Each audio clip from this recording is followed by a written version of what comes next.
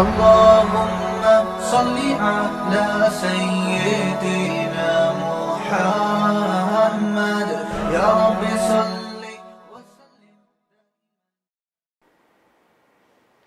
بسم اللہ الرحمن الرحیم. آج انشاءاللہ ہم سورہ والضحیٰ واللیل اذا سجا یہ شروع کریں گے. پہلے اس کی تھوڑی سی لفظی اعتبار سے اس کی یعنی اس کا جو ہے گرامر کے اعتبار سے اس کو حل کیا جائے گا. اس کے بعد انشاءاللہ اس کی میں تفسیر وغیرہ بیان کروں گا. والضحیٰ واللیل سے لے کر الم تری تک کی صورتیں. وجہ اس کی یہ کہ ہم نے پہلے الم تری پڑھی، وہ سب سے زیادہ پڑھی جاتی ہیں. اس کے بعد والضحیٰ سے لے کے الم تری تک کی والی صورتیں یہ بھی نماز میں زیادہ پڑھی جاتی ہیں. والضحیٰ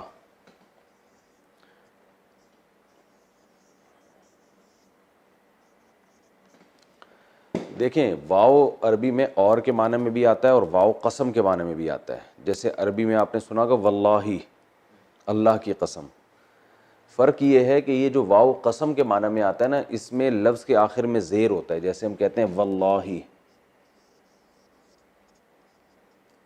واللہ، واللہ کا معنی اللہ کی قسم.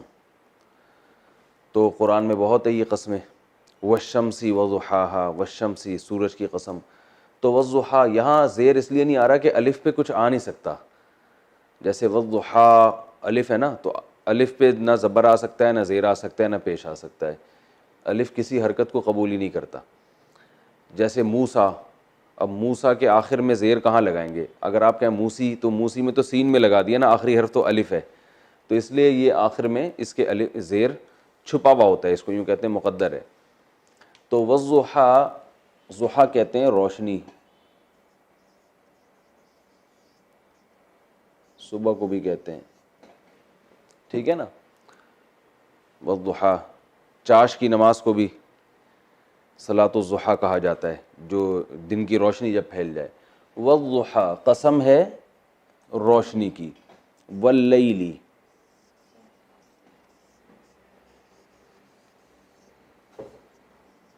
اللیل، یہ لام میں نے ڈبل ڈال دیا، کیا ہو گیا مجھے؟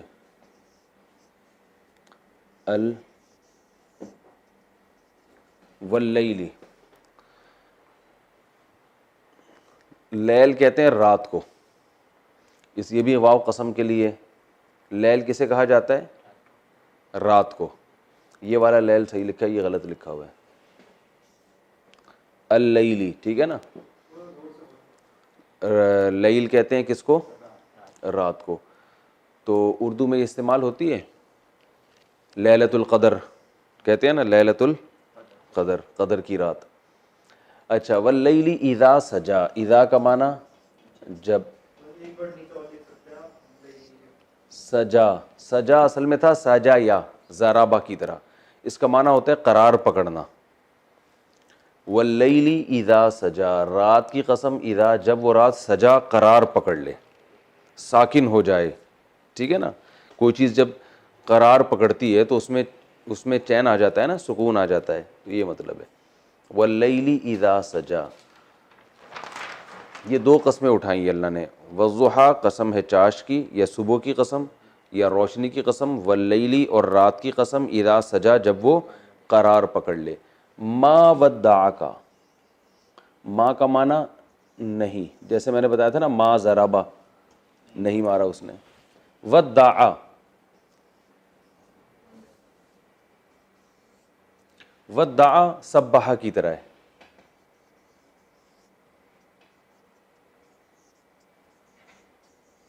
سبح کی طرح. سبح یسبح تسبیحا، تو ودع یودع تودیعا، ٹھیک ہے. تو ودع کا معنی ہوتا ہے چھوڑنا.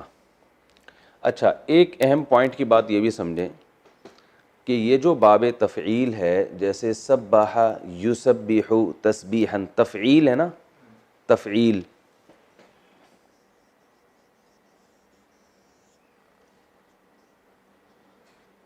تسبیح جیسے تفعیل. اس کا جو مصدر ہے نا، تفعیل کے علاوہ تفعیلہ بھی آتا ہے. تفعیلہ،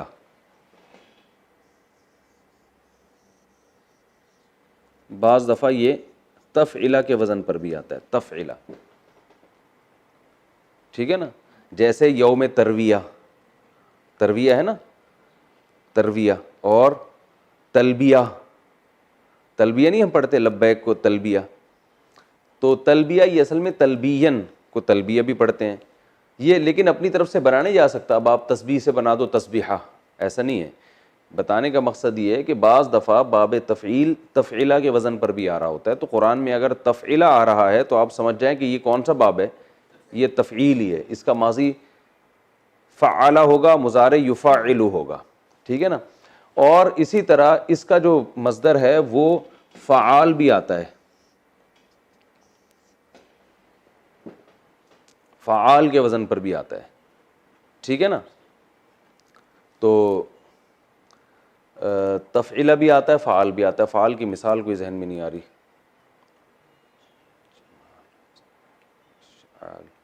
کوئی اس وقت مثال ذہن میں نہیں آ رہی، تو خیر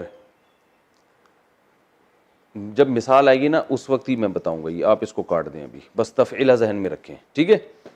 تفعیلہ کا وزن پر بھی آتا ہے، جیسے ترویہ، یا بتاؤ نا تفعیلہ کے تسمیہ، تسمیہ، تثنیہ، ثنا یا یثنیو تثنیتن، سما یا یسمیو تسمیتن، اور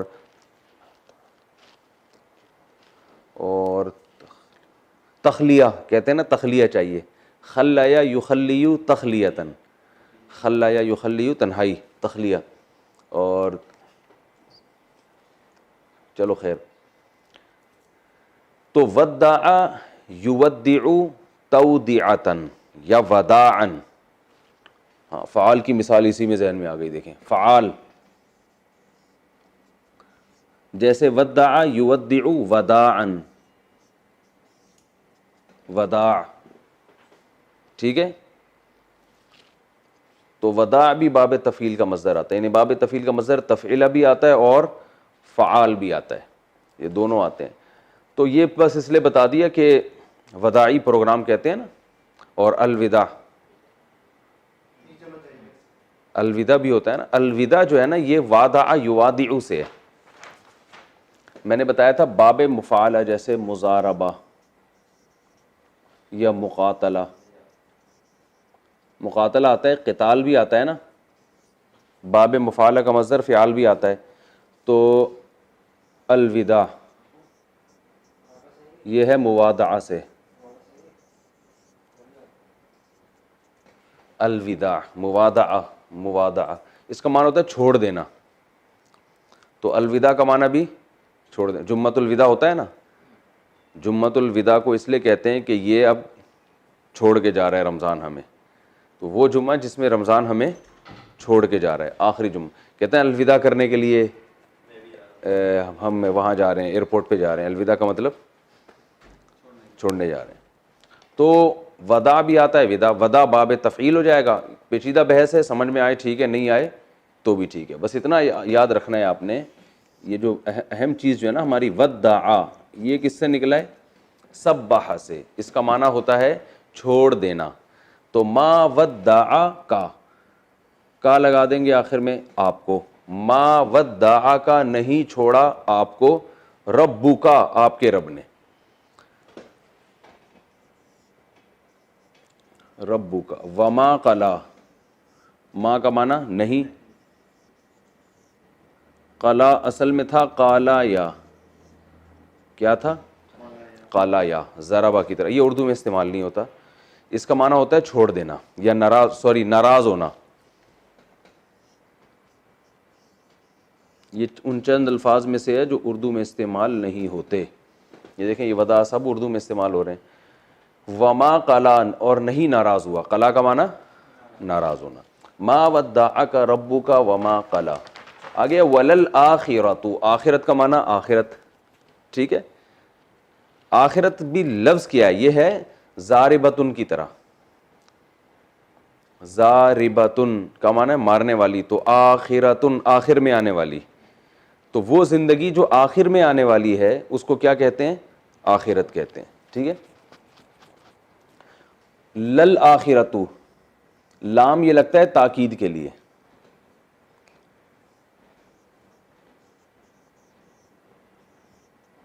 لل آخرت، لام کس کے لیے ہے؟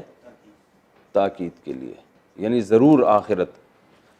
خیر لکا، خیر کا معنی بہتر، لکا پشتو میں کہتے ہیں ولکا ہے نا، یہ وہ والا ولکا نہیں ہے. خیر لکا یہ آپ کے لیے، ولل آخرت اور آخرت، خیر بہتر ہے، لکا آپ کے لیے، من کا معنی سے الاولا. آپ کو یاد ہے میں نے ایک دفعہ بتایا تھا ازربو، دوسرے کے مقابلے میں زیادہ مارنے والا. یہ لفظ میں نے آپ کو گرامر کے شروع میں بتایا تھا. ازربو دوسرے کے مقابلے میں زیادہ مارنے والا. اس کی مؤنث آتی ہے زربا، کا معنی والی، دوسرے کے مقابلے میں زیادہ مارنے والی. یہ میں نے پوری ڈیٹیل بتائی تھی. تو الاولا بھی کیا ہے؟ دوسرے کے مقابلے میں پہلے آنے والی. ٹھیک ہے نا. اس کا وہ آتا ہے مذکر آتا ہے اولو. یہاں دوسرے صفحے پہ لکھتا ہوں اول.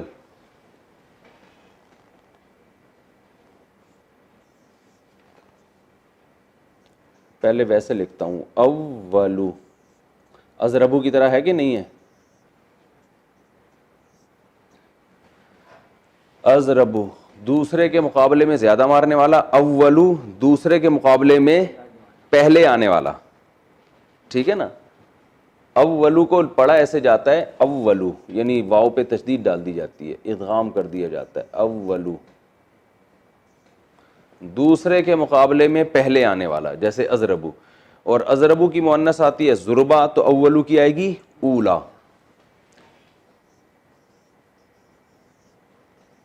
ہوتا ہے نا درجہ اولا، درجہ ثانیہ. تو اولا یہ مؤنث اس لیے ہے کہ زندگی بھی مؤنث ہے نا بھائی. دنیا کی زندگی بھی عربی میں مؤنث ہی استعمال ہوتی ہے. حیات، الحیات الاولا، وہ حیات جو کہ پہلے آ رہی. تو یہاں کیا بتایا؟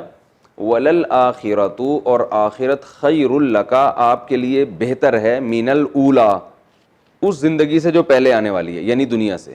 تو ہم اس کا ترجمہ یہ کرتے ہیں، یعنی پہلے کا مطلب جو آخرت کے مقابلے میں پہلے آ رہی ہے. تو آخرت آپ کے لیے بہتر ہے اولا اس دنیا کی زندگی سے. ولا سوفا، واو کا معنی اور، لام تاکید کے لیے، سوفا کا معنی عن قریب. یعطی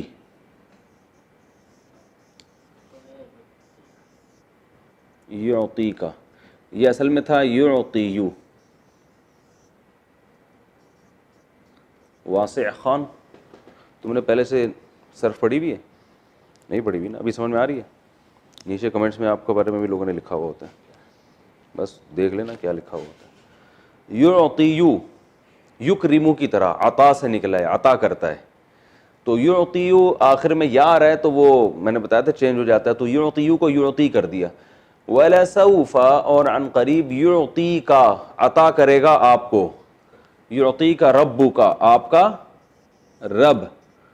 فترضا، فا کا معنی تو، ترضا اصل میں تھا ترضیو، تسمعو کی طرح. رافع خان، واسع خان سمجھ میں آ رہا ہے کہ نہیں آ رہا؟ مزیدار ہے ہی نہیں ہے، ہٹو بچوں. فترضا اصل میں تھا ترضیو، تو وہ آخر میں یا آ رہا ہے نا، تو واو الف یا میں نے کہا چینج ہوتے رہتے ہیں. فترضیو کو فترضا کر دیا. وَلَسَوْفَ يُعْطِيكَ رَبُّكَ فَتَرْضَى، ترضیو تسمعو کی طرح، عنقریب آپ کو دے گا آپ کا رب تو آپ راضی ہو جائیں گے، خوش ہو جائیں گے آپ. ترضا اردو میں استعمال ہوتا ہے نا رضا، یہ لوگ اس کو رضا کہتے ہیں، اصل لفظ ہے رضا. تو رضا سے نکلا ہے. رضا کسے کہتے ہیں؟ خوش ہونا، ٹھیک ہے نا، راضی ہونا. فترضا تو آپ راضی ہو جائیں گے. وَلَسَوْفَ يُعْطِيكَ رَبُّكَ فَتَرْضَى، کتنا آسان ترجمہ ہے یار. دیکھو أَلَمْ يَجِدْكَ يَتِيمًا، أَلَمْ آ کا معنی کیا. لم کا معنی نہیں. یجد اصل میں تھا یوجد، یضربو کی طرح.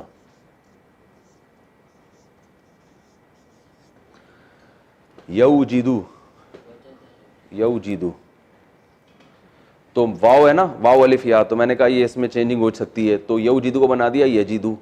اور جب لم شروع میں آتا ہے تو آخر میں ساکن ہو جاتا ہے. الم یجد اس کا معنی ہوتا ہے موجود پانا، اردو میں بھی استعمال ہوتا ہے وجود، موجود. الم یجد کیا نہیں پایا، الم یجد کا، یہی ہے نا الم یجد کا ربو کا. الم یجد کا کیا نہیں پایا کا آپ کو، ربو کا آپ کے رب نے، یتیمن یتیم. کیا نہیں پایا تھا آپ کو آپ کے رب نے یتیم، یعنی آپ کو آپ کے رب نے تو یتیم پایا تھا، آپ تو یتیم تھے. فآوا، فا کا معنی پھر یا پس یا تو. فآ و آوا، آوا اصل میں تھا اکرما کی طرح، وایا. کیا ہو گیا مجھے آج، وایا اکرما کی طرح. ٹھیک ہے نا. اس کا معنی ہوتا ہے ٹھکانہ دینا.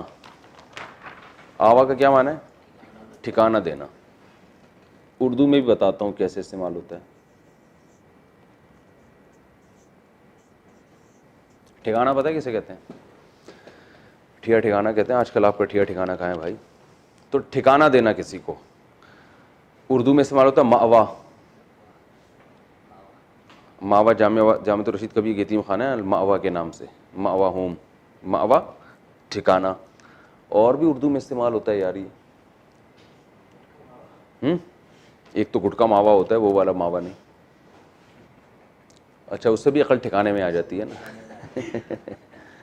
اچھا بھائی خیر. آوا اس کا معنی ہے ٹھکانہ دینا. اردو میں مجھے یہی یاد پڑتا ہے مأوا استعمال ہوتا ہے، لیکن نہیں بھی ہوتا کسی کی اردو میں تو یہ یاد کر لے. فآوا، الم یجد کا یتیمن کیا نہیں پایا اس نے آپ کو یتیم، فآوا تو اس نے ٹھکانہ دے دیا. یتیم کا تو کوئی ٹھکانہ نہیں ہوتا نا، لیکن اللہ فرماتے ہیں ہم نے آپ کو ٹھکانہ دے دیا. الم یجد کا یتیمن فآوا، ووجد کا، واو کا معنی اور، وجدہ موجود پایا، کا آپ کو، ووجدہ کا الم یجد کا یتیمن فآوا وجدہ کا ضالا فہدی. ضالن، ضالن اصل میں تھا ضاللن، ضاللن تھا. دو حرف ایک جنس کے آ گئے نا تو ملا دیا ضالن. ضالل ضارب کی طرح. ضال کا معنی ہوتا ہے گمراہ ہونا، راستے سے ہٹ جانا، علم نہ ہونا. ٹھیک ہے نا، کسی کے پاس سرے سے علم ہی نہ ہو تو اس کو بھی کیا کہا جاتا ہے، ضال. تو یہاں ووجدہ کا ضالن، ہم نے پایا آپ کو، اگر ہم یہ ترجمہ کرتے ہیں گمراہ پایا تو اس سے اردو میں کچھ اور تصور دماغ میں آتا ہے. نبی تو کبھی بھی گمراہ نہیں ہوتے. تو مولانا اشرف علی تھانوی رحمۃ اللہ علیہ نے بڑا زبردست ترجمہ کیا ہے کہ ہم نے آپ کو شریعت سے بے خبر پایا. یہاں ضلالت سے مراد کیا ہے، شریعت کے جو تفصیلی احکام ہیں ان سے آپ بے خبر تھے. یقیناً نبی صلی اللہ علیہ وسلم کو شریعت کا پہلے علم نہیں تھا. تو یہاں ہم ترجمہ یہ نہیں کریں گے گمراہ پایا، کیونکہ اردو میں گمراہی کا مطلب بہت ہی برے اس میں چلا جاتا ہے. بے خبر، راستے سے ہٹ جانے کو بھی کہتے ہیں. تو نبی صلی اللہ علیہ وسلم تو کبھی بھی شرک کے راستے پہ نہیں آئے، تو نیچر کے راستے سے کبھی بھی نہیں ہٹے. تو اس لیے ہر جگہ ہر چیز کا ترجمہ ایک جیسا نہیں ہوتا. جس سے خطاب کیا جا رہا ہوتا ہے نا تو اس کو سامنے رکھ کر اس کا مفہوم متعین کیا جاتا ہے. تو بہترین مفہوم وہ ہے جو مولانا شرفی تھانوی رحمہ اللہ نے بیان کیا کہ شریعت سے بے خبر پایا. تو یہ بڑا زبردست خاندانی ترجمہ ہے. بیان القرآن جیسی تفسیر میں نے آج تک نہیں دیکھی ہے. مولانا اشرف علی تھانوی رحمۃ اللہ کی تفسیر ہے، لیکن اس میں یہ کہ اردو بہت مشکل ہے اس کی، وہ بہت زبردست انہوں نے تفسیر لکھی ہے. آپ درجنوں تفاسیر پڑھیں لیکن اس میں وہ علمیت نظر نہیں آئے گی آپ کو جو اس میں ہے. لیکن یہ کہ ہم عوام کو ایسے نہیں بتاتے کہ اس کی اردو بہت مشکل ہے. وَوَجَدَكَ ضَالًّا اور پایا اس نے آپ کو شریعت سے بے خبر.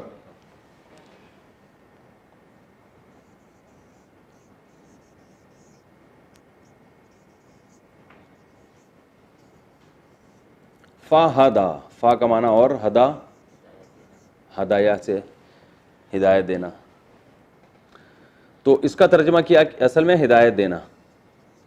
مولانا اشرف علی تھانوی رحمہ اللہ نے جو ترجمہ کیا ہے وہ خاندانی, وہ پوری تفسیر ایسی خاندانی ہے کہ آدمی سر پھٹولتا رہتا ہے کہ یار یہ کوئی کرامت ہے ان کی کیا ہے, کیونکہ علماء کو پتہ ہوتا ہے نا کہ یہ یعنی کیسے, ظاہر ہے جو جس فیلڈ کے ماہر ہوتے ہیں وہی فیصلہ کر سکتے ہیں کہ کون کس میں کتنا ماہر ہے.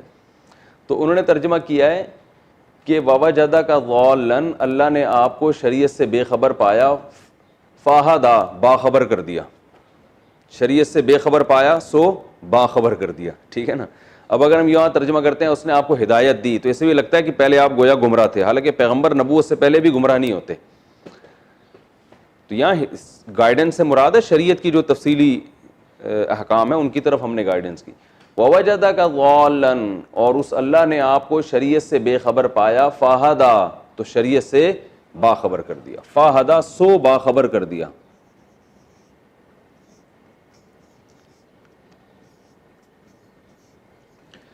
وَوَجَدَكَ ضَالًّا فَهَدَى وَوَجَدَكَ عَائِلًا وَوَجَدَكَ وَوَجَدَ یہ ہو چکا ہے. عائلاً عائل تنگ دست.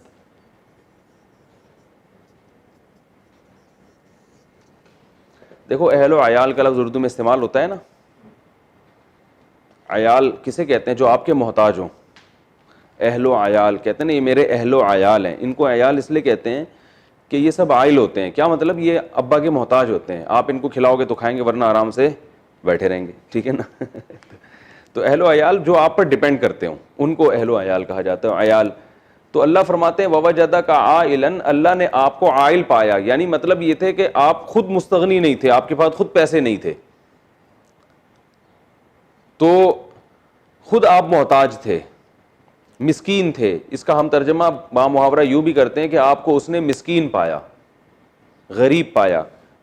وَوَجَدَكَ یعنی اصل عائل کا مطلب غریب نہیں ہے, اصل مطلب ہے جو کسی پہ ڈیپینڈ کرنے والے ہوں ان کو عائل کہا جاتا ہے.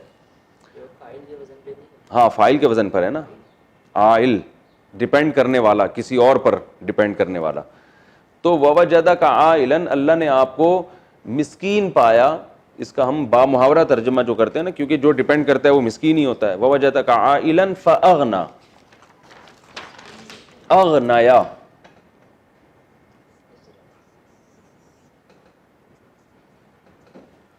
اغنایا غنا سے ہے. غنی کہتے ہیں مالدار کو نا. غنی کا اصل معنی مالدار ہونا نہیں ہوتا, یہ عائل کی اپوزٹ ہے. عائل کا معنی جو کسی پہ ڈیپینڈ کرتا ہے, غنی جو کسی پہ ڈیپینڈ نہیں کرتا. اصل میں غنی بے پرواہ کو کہتے ہیں, اور بے پرواہ اکثر وہی لوگ ہوتے ہیں جن کے پاس پیسے زیادہ ہوں. تو اس لیے پیسے والے کو بھی غنی کہا جاتا ہے. اصل مطلب غنی کا پیسے والا نہیں ہے, غنی کا مطلب جو کسی پہ ڈیپینڈ نہ ہو. ٹھیک ہے نا. تو اس کو مالدار اس لیے کہتے ہیں کہ اکثر ظاہر ایسا ہی ہوتا ہے, جو مالدار ہوتے ہیں جو وہ کسی پہ ڈیپینڈ نہیں کرتے. جو غریب ہوتا ہے وہ تو بیچارہ پان گٹکے کے پیسے بھی لوگوں سے مانگ رہا ہوتا ہے. فَأَغْنَا تو سو غنی کر دیا. کیا کر دیا؟ غنی کر دیا. اللہ نے آپ کو مسکین پایا تو غنی کر دیا. یہ بڑی زبردست مزیدار صورت ہے. وَوَجَدَكَ عَائِلًا فَأَغْنَا فَأَمَّا الْيَتِيمَ فَأَمَّا فا کا معنی پس, نتیجہ یہ رزلٹ یہ نکلا. اما اما کا معنی ہوتا ہے بہرحال. یہ بڑا پیارا لفظ ہے, قرآن میں بہت استعمال. اما کا معنی کیا ہے؟ کچھ بھی ہو جائے. بہرحال کا مطلب ہر حالت میں. اما کچھ بھی ہو جائے.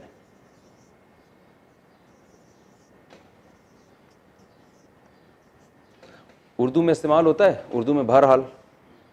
بہرحال ہم کہہ رہے ہوتے ہیں نا کہ یار اب لاک ڈاؤن بھی ہے اور پولیس بھی پکڑ رہی ہے اور باہر جاؤ تو کیا نام ہے مسائل بھی ہیں اور بدنامی بھی ہے کہ مفتی صاحب خود بیان کر رہے تھے کہ لاک ڈاؤن میں خیال کرنا چاہیے اور آپ خود جا رہے ہیں، تو بہرحال اب افطاری تو کرنی ہے نا، کہتے ہیں نا لوگ.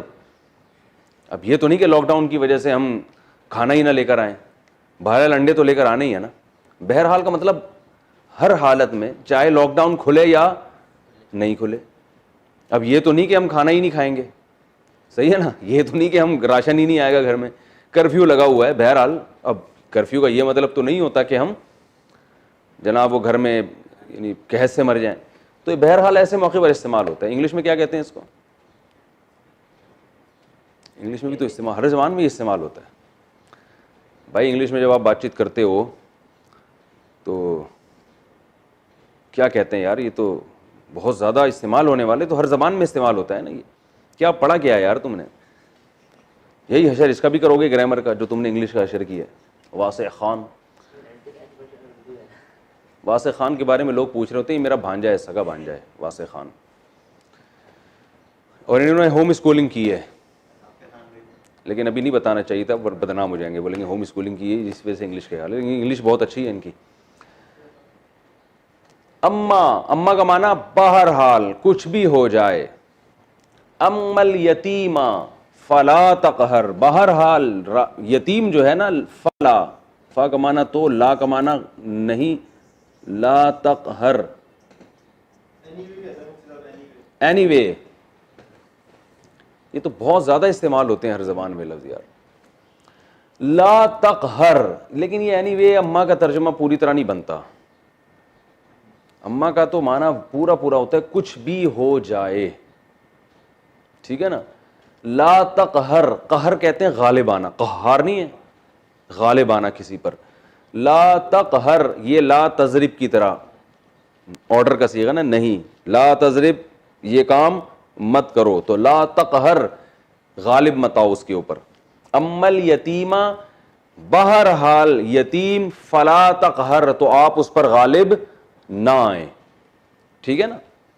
یعنی اس پہ سختی نہ کریں. غالب نہ آنے کا مطلب ہے جب آدمی غالب آتا ہے نا کسی پر تو سختی کرتا ہے، اسے ڈراتا ہے، تو اس کے ساتھ سختی کا معاملہ نہ کریں، سختی نہ کریں. اما الیتیم فلا تقہر واما السائل، اور بہرحال سائل سوال کرنے والا، مانگنے والا. یہاں مراد وہی نہیں کہ کوئی کوشچن کرنے والا، وہ بھی ہو سکتا ہے، لیکن اصل سائل کہتے ہیں مانگنے والے کو یا بھکاریوں کو. وَأَمَّا السَّائِلَ فَلَا تَنْهَرْ، تنہر جو ہے نا اردو میں استعمال نہیں ہوتا، اس کا معنی ہوتا ہے جھڑکنا. کیا معنی ہے؟ جیسے قرآن میں والدین کے بارے میں آتا ہے کہ فَلَا تَقُلْ لَهُمَا اُفٍّ وَلَا تَنْهَرْهُمَا، کہ ان کو اف بھی مت کرو اور لا تنہرہما، ان کو جھڑکو مت. جھڑکا مطلب حج، ایسے نہیں کہتے ہم چلو یہاں سے، اس طرح. ہائے ہائے ایسی عجیب صورتیں ہیں یار، قرآن کی تعلیمات دیکھو.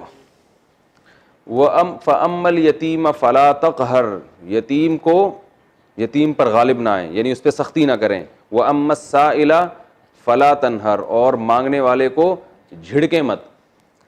وَأَمَّا، اور بہرحال کچھ بھی ہو جائے، بِنِعْمَتِ،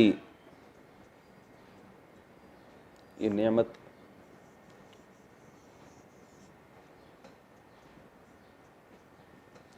دنیا میں کسی مذہب کے پاس ایسی تعلیمات نہیں ہیں.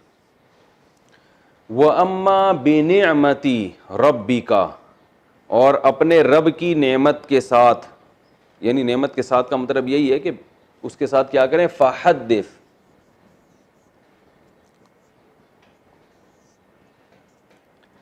حدث سبح کی طرح.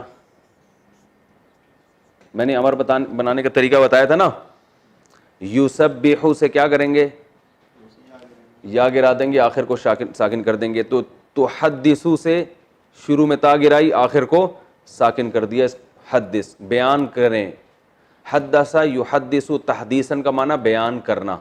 یہ لفظ ہوتا ہے نا تحدیث بن نعمت کے طور پہ بتا رہا ہوں، لوگ کہتے ہیں نا بھئی یہ تو میں تحدیث بن نعمت. تو حدث بنعمت اللہ، بیان کریں اللہ کی نعمت کو. سمجھ رہے ہو؟ حدیث کو بھی حدیث اس لیے کہتے ہیں کہ وہ بیان کی ہوئی بات ہوتی ہے.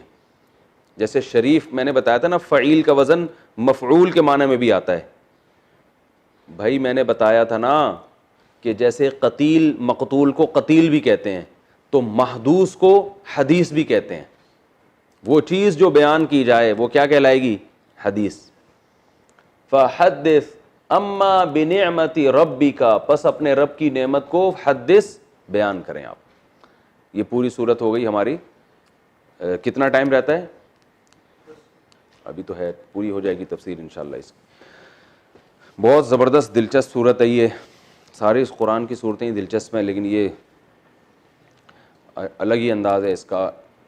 ہوا یہ تھا کہ مکہ میں یہ جو 30ویں پارے کی جو صورتیں ہیں نا، تقریباً ساری ہی سوائے 2 صورتوں کے، یہ سب مکہ میں نازل ہوئی ہیں ابتدائی اسلام میں. ہوا یہ تھا کہ رسول اللہ صلی اللہ علیہ وسلم پر کسی وجہ سے وحی آنا بند ہو گئی، تاخیر ہو گئی. اس میں بہت دن ہوئے وحی نہیں آئی، تو غیر مسلموں نے یہ طعنہ دینا شروع کر دیا کہ ودع محمدن ربہ صلی اللہ علیہ وسلم، کہ محمد صلی اللہ علیہ وسلم کے رب نے ان کو چھوڑ دیا. پہلے تو بتاتے رہتے تھے یہ نازل ہوا، یہ نازل ہوا، یہ نازل ہوا، اب تو کچھ بھی نازل نہیں ہو رہا، تو ان کے رب نے ان کو چھوڑ دیا. تو آپ صلی اللہ علیہ وسلم پر یہ بات بہت شاق گزری، غم ہوا کہ وحی کیوں نہیں آ رہی بھائی. تو پھر یہ والی صورت نازل ہوئی، والضحیٰ واللیل اذا سجا. اللہ نے قسم اٹھائی کہ دن کی روشنی کی قسم، واللیل اذا سجا، اور رات کی تاریکی کی قسم جب وہ قرار پکڑ لے. قرار پکڑنا کیوں کہا گیا ہے؟ اس لیے کہ جب رات اندھیری چھا جاتی ہے نا، تو ہر چیز اس میں ٹھہر جاتی ہے. تو ہر چیز ٹھہرتی ہے، گویا رات ہی ساکن ہو گئی ہے. دن میں دیکھیں نا حرکتیں ہوتی ہیں، رات کا ایک ٹائم آتا ہے جس میں سب چیزیں خاموش. تو قرار پکڑنے کا مطلب یہ ہے کہ اس میں یعنی یہ ایک تشبیہ ہے ایک طرح کی، کہ چیزوں نے قرار پکڑا، گویا اس رات ہی کو سکون حاصل ہو گیا. تو اللہ نے قسمیں اٹھائی 2، اور قسم اٹھا کے فرمایا ما ودعک ربک، نہیں چھوڑا تجھے تیرے رب نے، وما قلا، اور نہ تیرا رب تجھ سے ناراض ہوا. تو یہ قسموں کا کیا مناسبت ہے آپس میں؟ اللہ نے بتا دیا کہ جیسے دن بھی ہوتا ہے اور رات کی روشنی بھی ہوتی ہے. تو زمانے کے تغیرات ہیں نا، ہمیشہ ایک جیسا زمانہ نہیں رہتا.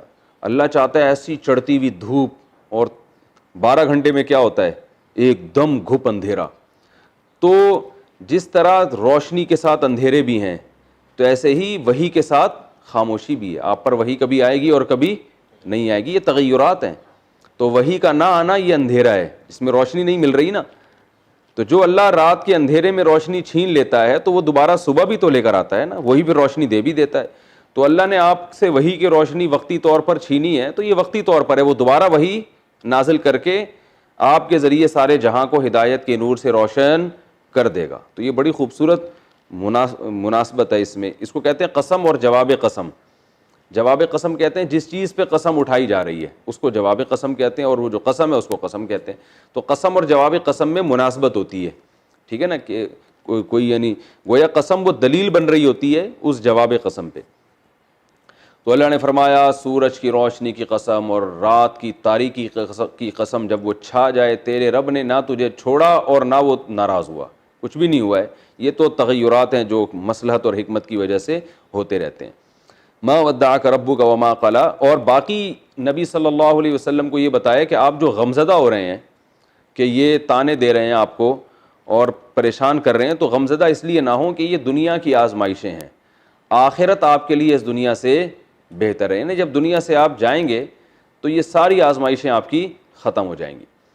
تو وَلَلْآخِرَةُ خَيْرٌ لَكَ مِنَ الْأُولَىٰ، اور آخرت آپ کے لیے بہتر ہے اس دنیا سے. آگے اللہ فرما رہے ہیں کہ آپ کا رب آپ کو کیسے چھوڑ سکتا ہے، یعنی آپ نے یہ کیسے ان کے تانوں کا اثر لے لیا کہ آپ کے رب نے آپ کو چھوڑ دیا. اگر چھوڑنا ہوتا تو اللہ تعالیٰ آپ کے پہ ماضی پہ کیسے کیسے حالات آئے ہیں، اس وقت اللہ نے آپ کو نہیں چھوڑا. تو اس کا مطلب اللہ آپ کا ہاتھ ہمیشہ کے لیے اللہ نے ہاتھ تھام کے رکھا ہوا ہے، اللہ آپ کو کبھی بھی نہیں چھوڑے گا. تو پھر اللہ نے ماضی بیان کیا، الم یجدک یتیما فآویٰ، کیا اس نے آپ کو یتیم نہیں پایا اور پھر آپ کو ٹھکانہ دے دیا. کیسا یتیم کہ نبی صلی اللہ علیہ وسلم کی ولادت سے پہلے آپ کے والد چلے گئے دنیا سے.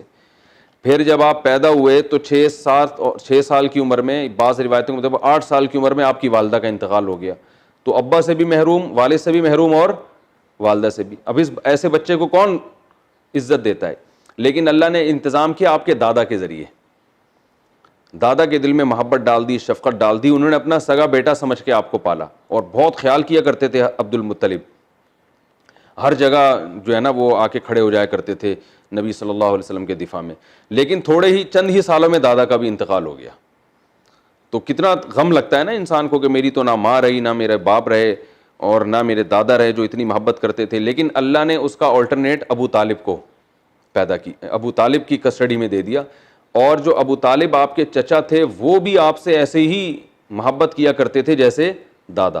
اور وہ تو انہوں نے تو ساتھ دینے میں حد کر دی، کیونکہ انسان کو بہرحال خاندان میں کسی مرد کا، کسی بڑے کا سہارا چاہیے ہوتا ہے بچوں کو. تو وہ ایسا ساتھ دیا انہوں نے کہ انہوں نے تو جب یعنی آپ صلی اللہ علیہ وسلم نے نبوت کا دعویٰ کیا ہے تو انہوں نے اگرچہ ایمان تو نہیں لے کر آئے، مگر کفر کی حالت میں بھی ساتھ کافروں کا نہیں دیا، بلکہ ساتھ رسول اللہ صلی اللہ علیہ وسلم کے دیا. مشرکین مکہ نے جب بائیکاٹ کیا نا بنو ہاشم کا، 3 سال تک ناکہ بندی ہر طرح کی، اور شعب ابی طالب کی گھاٹی میں ان کو باؤنڈ کر دیا، محصور ہونا پڑا، تو اس گھاٹی میں 3 سال ابو طالب نے آپ کے ساتھ گزارے ہیں. حالانکہ ابو طالب نظریاتی طور پر مشرکین مکہ کے ساتھ تھے، لیکن اپنے یتیم بھتیجے کی اور آپ صلی اللہ علیہ وسلم کی محبت میں جو ہے نا مذہب سے متفق نہ ہونے کی باوجود ساتھ کس کا دے رہے ہیں؟ محمد صلی اللہ علیہ وسلم کا. اور بالآخر ایک دن تو آپ نے کہہ دیا نا کہ مجھ پر اتنا بوجھ نہ ڈالو جو میری طاقت سے زیادہ ہو. وہ بار بار آ کے، اور ابو طالب کی وجہ سے آپ صلی اللہ علیہ وسلم کو قتل ہونے سے بھی اللہ نے محفوظ رکھا ہے، ورنہ عرب تو قتل کر دیتے. ابو طالب کا ایک مقام تھا، ایک سرداری تھی، ایک روب تھا. تو وہ مشرکین مکہ یہ کہتے تھے کہ ہم ابو طالب کی وجہ سے نہیں قتل کرتے محمد صلی اللہ علیہ وسلم کو. لیکن آپ صلی اللہ علیہ وسلم جب بتوں کو کی وہ بیان کرتے اور اسلام کی تبلیغ میں مسلسل لگے رہے، تو بالآخر جو ہے نا وہ پورا وفد کی شکل میں ابو طالب کے پاس گئے مشرکین کے سردار، اور کہنے لگے کہ ہم آپ کی وجہ سے رعایت کر رہے ہیں لیکن ہمارے صبر کی بھی ایک انتہا ہے. تو پھر وہ ابو طالب نے نبی صلی اللہ علیہ وسلم کو بلایا اور کہا کہ اے میرے بھتیجے، مجھ پر اتنا بوجھ نہ ڈالو جو میری طاقت سے زیادہ ہو. یعنی میں تو تمہارا دفاع کر رہا ہوں لیکن جو ہے نا تم بھی لچک نہیں پیدا کر رہے اپنے دعوت میں، تم بھی دعوت دیے جا رہے ہو.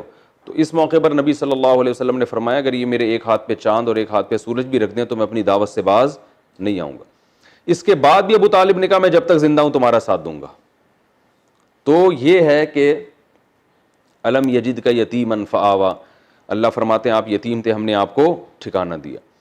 وہ الگ بات ہے ابو طالب کی موت کفر پر ہوئی اور آپ صلی اللہ علیہ وسلم آخر وقت تک کوشش میں لگے رہے کہ یہ کلمہ پڑھ لیں، لیکن آپ کلمہ نہیں پڑھے. صحیح مسلم کی حدیث ہے.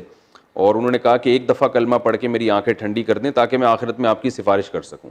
لیکن موت کے وقت عرب کے سردار موجود تھے، تو ابو طالب نے کہا کہ اگر میں نے اس وقت کلمہ پڑھ لیا تو یہ سردار تانا دیں گے کہ ابو طالب عرب کا سردار تھا اور ساری زندگی باپ دادا کے دین پہ رہا، موت کے وقت موت کے ڈر سے کلمہ پڑھا. یعنی پڑھنا تھا تو پہلے پڑھ لیتا میں، اب تو صرف موت کے ڈر سے ہی کلمہ ہوگا. تو میں یہ عار ذلت برداشت نہیں کر سکتا. اور اس کے الفاظ ہیں اخترت النار علی العار، میں جہنم کی آگ برداشت کر لوں گا لیکن آگ دنیا کی ذلت کے لوگ مجھے تانا دیں کہ ساری زندگی تو اسلام قبول نہیں کیا اور بس موت کے ڈر سے، یعنی اس کو وہ ایک طرح کی اپنے خیال میں منافقت سمجھ رہے تھے. تو اور اس پہ ایک شعر بھی ہے بڑا دلچسپ کہ میں وَلَقَدْ عَلِمْتُ بِأَنَّ دِينَ مُحَمَّدٍ مِّن خَيْرِ أَدْيَانِ الْبَرِيَّةِ كُلِّهَا، کہ مجھے یقین ہے اللہ کی قسم کہ محمد جو میرا بھتیجا ہے اس کا لایا ہوا دین تمام دینوں میں سب سے بہترین دین ہے. کیونکہ تعلیم تو جانتے تھے نا کتنی بہترین تعلیمات دے رہے ہیں وہ. لیکن کیا ہے لولا الملامت او حدار مسبت، اگر ملامت اور یہ جو بعد میں برا بھلا کہنے کا خوف نہ ہوتا تو آج میں اپنے بھتیجے کی آنکھیں ٹھنڈی کر دیتا. اسی پہ قرآن مجید کی آیت نازل ہوئی کہ کیونکہ نبی صلی اللہ علیہ وسلم کو غم بہت زیادہ ہوا تھا آپ کے انتقال کا، تو قرآن مجید کی آیتیں نازل ہوئیں انک لا تہدی من احببت ولکن اللہ یہدی من یشاء، کہ اے نبی صلی اللہ علیہ وسلم جس سے آپ محبت کرتے ہیں اس کو ہدایت نہیں دے سکتے، اللہ جس کو چاہتا ہے ہدایت دیتا ہے. تو آپ کو تو محبت تھی، آپ کے چچا ہیں اور ہونی چاہیے، تو لیکن یہ کہ ہدایت آپ کے قبضے میں نہیں ہے. تو یہ جو ہے نبی صلی اللہ علیہ وسلم کی کفالت کا اللہ نے انتظام کیا۔ اس سے بھی پتہ چلتا ہے کہ اللہ تعالیٰ بعض دفعہ کافر کے ذریعے بھی، کسی غیر مسلم کے ذریعے بھی دین کا کام لے لیتے ہیں، اور یہ بھی پتہ چلتا ہے کہ جتنے بھی غیر مسلم ہیں سارے اسلام دشمن نہیں ہوتے، ان میں بہت سے سپورٹر بھی ہوتے ہیں، تو ان کو آخرت میں سزا کم ملے گی۔ حضرت عائشہ رضی اللہ تعالی عنہ سے ایک روایت ہے، صحیح مسلم کی حدیث ہے، حضرت عائشہ فرماتی ہیں یا رسول اللہ کہ یہ جو تھے انہوں نے آپ کا، ابو طالب نے اتنا ساتھ دیا اور اتنی آپ کی جو ہے وہ خدمت کی، تو کیا ان نیکیوں کا ان کو قیامت کے دن اجر ملے گا؟ آپ نے فرمایا ہاں، اتنا اجر ملے گا کہ یہ قیامت کے دن جہنم کے سب سے نچلے طبقے میں ہوں گے، لیکن اللہ ان کو سب سے اوپر والے طبقے میں لے آئے گا، پاؤں میں صرف آگ کی جوتیاں ہوں گی۔ تو یہ بھی بہت بڑا عذاب ہے، لیکن یہ کہ یہ سب سے کم ترین عذاب حدیث میں آتا ہے قیامت کے دن، کافروں میں سب سے کم عذاب ابو طالب کو ہوگا، لیکن جہنم سے نکلنا نصیب نہیں ہوگا، اس لیے کہ موت کس پر ہوئی تھی؟ شرک پر۔ تو حضرت ابراہیم علیہ السلام کے والد کا بھی ایسے ہی ہے، تو اس لیے ہمیں اس سے یہ بھی پتہ چلتا ہے اپنے والدین جو ہمارے ایمان پر مرتے ہیں، یہ اللہ کا بہت بڑا فضل ہے کہ کم از کم دعا کا راستہ ان کے لیے اللہ نے کھول دیا ہے۔ تو اللہ نے فرمایا الم یجدک یتیمن، اے نبی کیا ہم نے آپ کو یتیم نہیں پایا؟ فآوا، تو ہم نے آپ کو ٹھکانہ دے دیا۔ تو یعنی اللہ نے بتا دیا کہ اس وقت آپ کے رب نے آپ کو تنہا نہیں چھوڑا، آپ کے ٹھکانے کا انتظام کیا۔ موسیٰ علیہ السلام کے ساتھ بھی ایسا ہی ہوا کہ اللہ نے فرعون میں حضرت موسیٰ علیہ السلام کو ٹھکانہ دیا، اور فرعون ہی کے محل میں آپ پل کے بڑے ہوئے، وہ جہنم میں اور موسیٰ علیہ السلام جنت میں۔ تو اللہ تعالیٰ کی یہ عادت ہے کس سے کیا کام لے لیں۔ تو الم یجدک یتیمن فآوا، کیا آپ کو یتیم نہیں پایا اور اللہ نے آپ کو ٹھکانہ دے دیا۔ اگلا انشاءاللہ پھر میں اگلے لیکچر میں اگلی آیات کا درس دوں گا۔